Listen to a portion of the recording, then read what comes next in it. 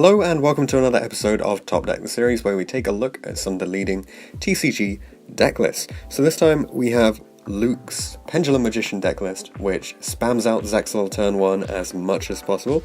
So it's a pretty interesting list, so many 3-ofs in here, it's just gorgeous to look at. So I'm going to run through the list as per usual, go through the rounds quickly, and then we'll bring on Luke to have a chat about the deck. One more thing to note from this deck, it's practically identical to Jacob Harber's list, who got second place at Huddersfield.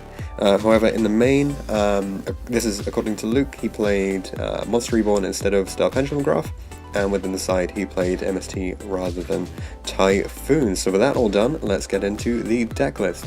So we have triple Astrograph, triple Chronograph, triple Wisdom Eye, triple Oath Dragon, a triple Harmonizing, a triple Black Fang, triple Purple Poison, triple Curtain Raiser, triple Rescue Hamster, which is a very nice effect allowing you to plus very easily, then a triple Cerberus, double Jackal King, one Time Gazer, one Stargazer, and that's it for the Pendulum monster count, so you know, only 34 monsters within this deck, then triple Allure of Darkness, one Upstart Goblin, one Star Pendulum Graph, and the one Rank Up Magic Argent Chaos Force, which allows this deck to pump out Zexal turn 1 very impressively. So for the extra deck, triple Heavy Metal Foes Electromite, one Decode and one Metaltron, one Vortex, one Supreme King Starving Venom, one Supreme King Dragon Clearwing, one Dweller, one Nightmare, one Utopia and one Utopia Zexal, Utopic Zexal, sorry,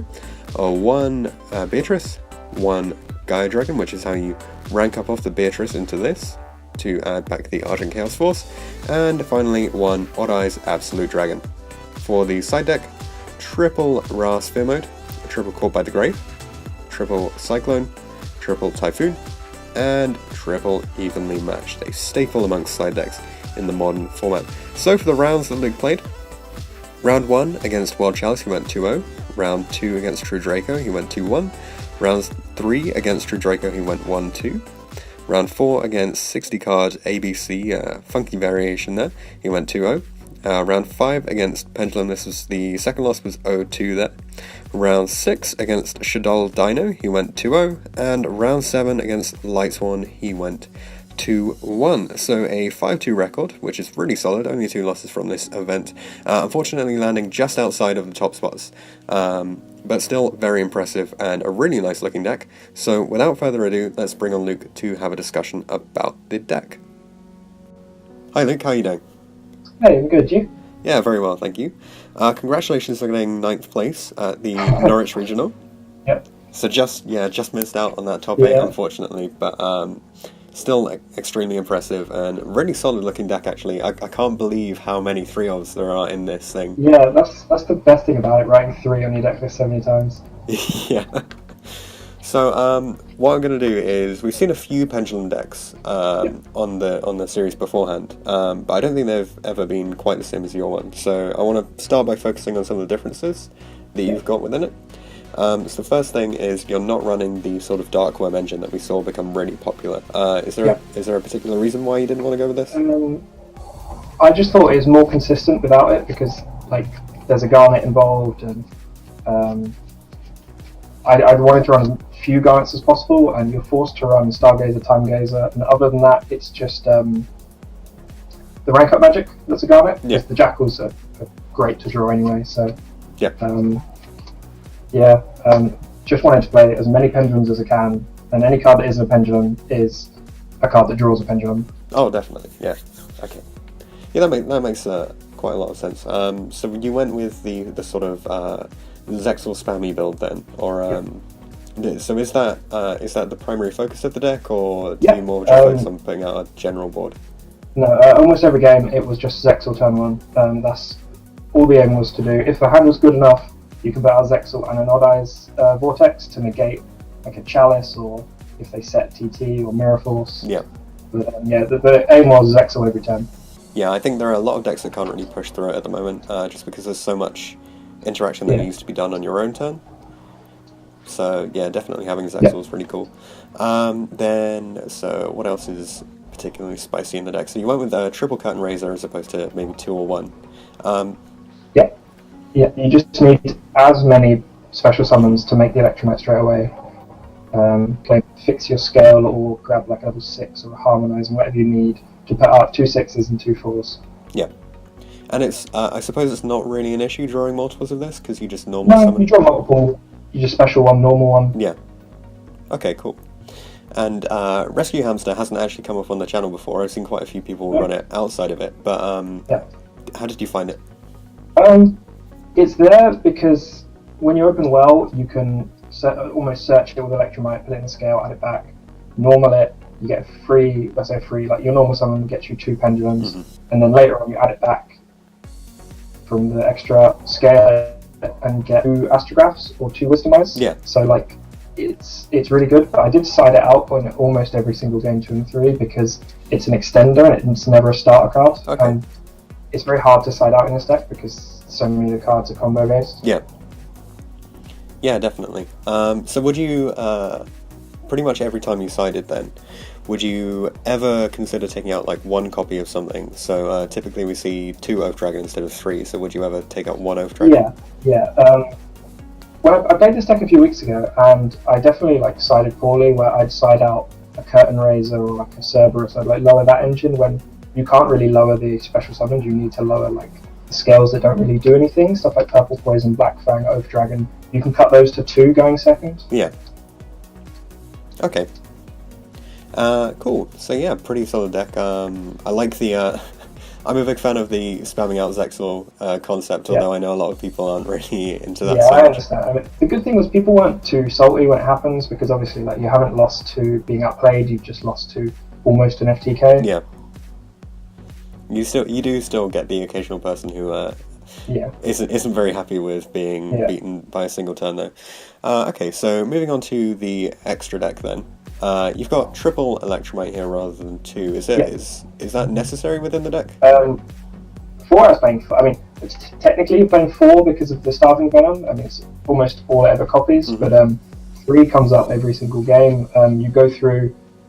If you've just got the normal board, you just go through the 1. But if you don't have Zexal, you go through 2 or 3 to put out, like, to get as many Astrographs as you can and build up a board with like Jackal and all those Vortex and Nightmare. Yeah. Sure. Then for the rest of the extra, I mean, Decode, Metaltron are fairly standard at the moment. Yeah. Then, as you mentioned, you went with the additional Electromite over the Starving Venom. Yep. How was Nightmare for you? We've seen this come up a few times. I wasn't playing it until I talked to Jacob Harber about his list, and I think I was playing the Gooska or Tornado, just a different like rank 4 with Disruption, but it's one of the few decks with access to it.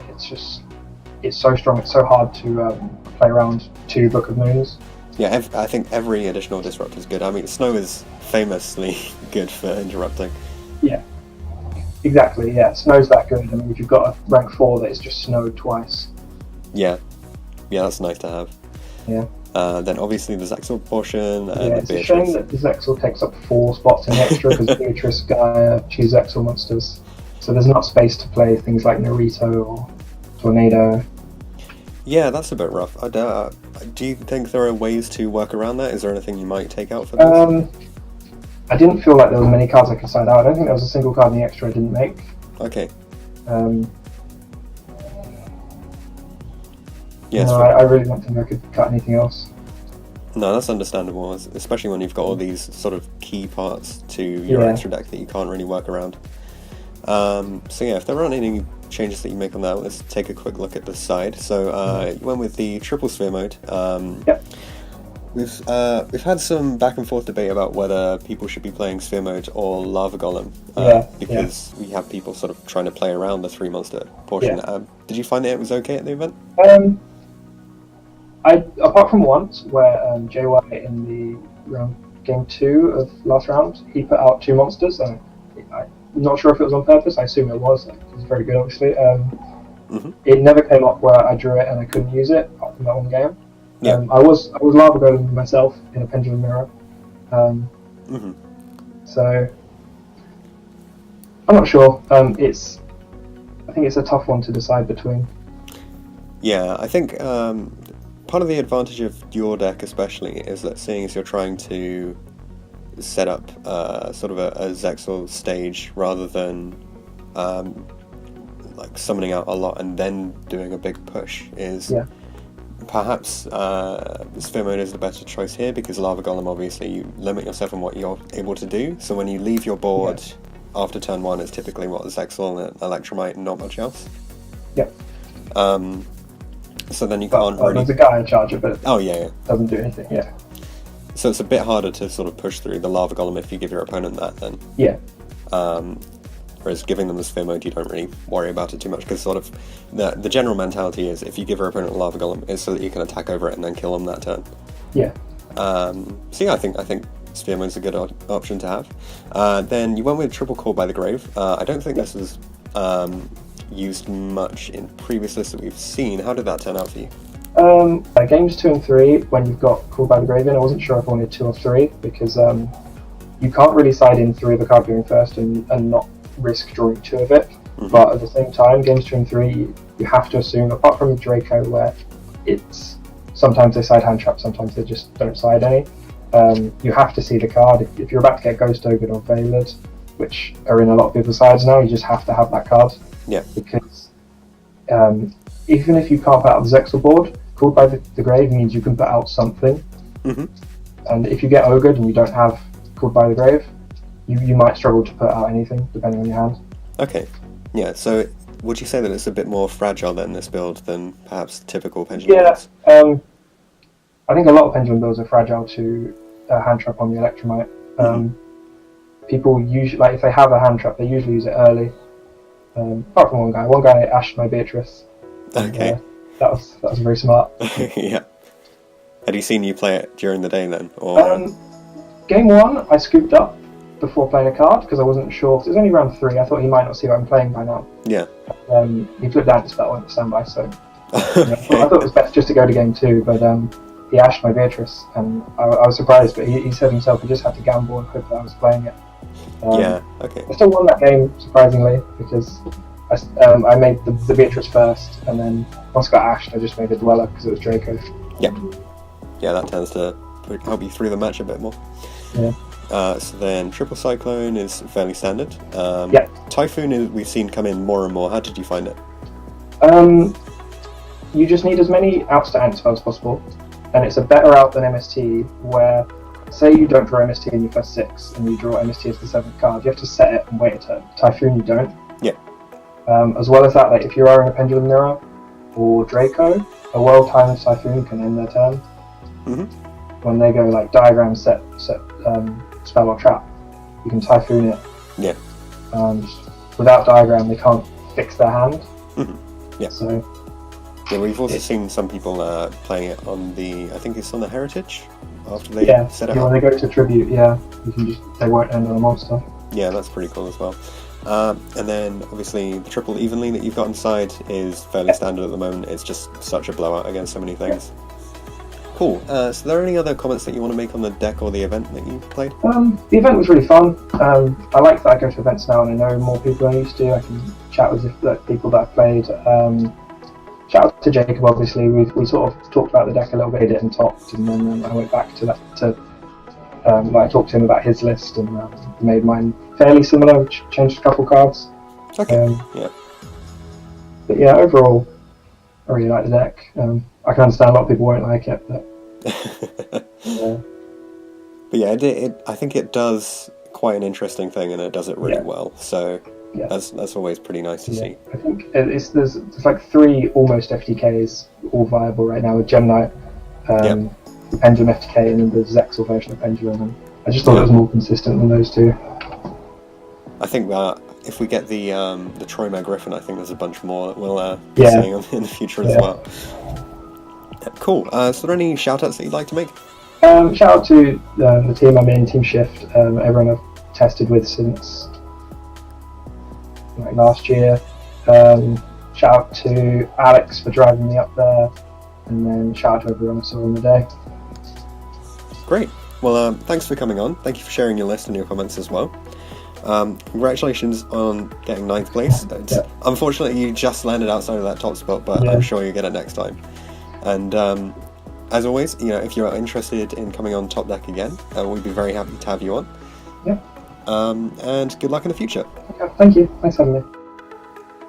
Thanks for watching this episode of Top Deck. If you have any comments or suggestions that you would like to make, leave them in the comment section down below. Check out the description for details of how you can get involved in this series. You can enter by voice interview, or instead you could just send all of your information over Facebook Messenger. Anything like that will be absolutely fine. If you want to see anything in particular from the upcoming series, then be sure to get in touch, and I'll see you guys in the next video.